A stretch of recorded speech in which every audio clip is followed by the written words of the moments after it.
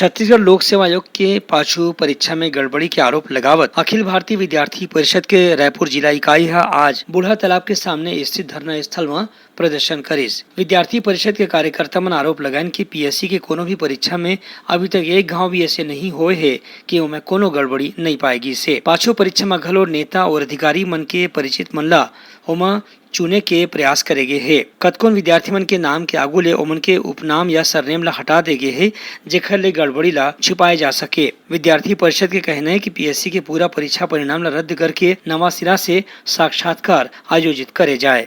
आज हम लोग का प्रदर्शन है कि हम लोग शव यात्रा निकाल रहे हैं। जिस तरीके से 11 मई को छत्तीसगढ़ पीएससी का रिजल्ट आया है उसमें पाया गया कि टॉप 20 में जितने भी लोग आ रहे हैं उनमें से जितने भी हैं वो कांग्रेस के नेता के बच्चे हैं या तामन सोनवानी के रिलेशन के बच्चे हैं।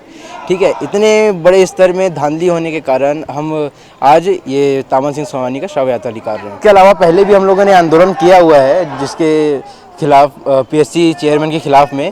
अगर इसमें भी हम लोग की मांग पूरी नहीं हुई और तामन सोनवानी जो है वो उन्होंने इस्तीफा नहीं दिया और हमारी मांग पूरी नहीं हुई तो अगर आगे हम लोग और भी बड़ी कार्रवाई करेंगे, बड़ी आंदोलन के लिए हम बाध्य होंगे। ब्यूरो रिपोर्ट उतलगा न्यूज।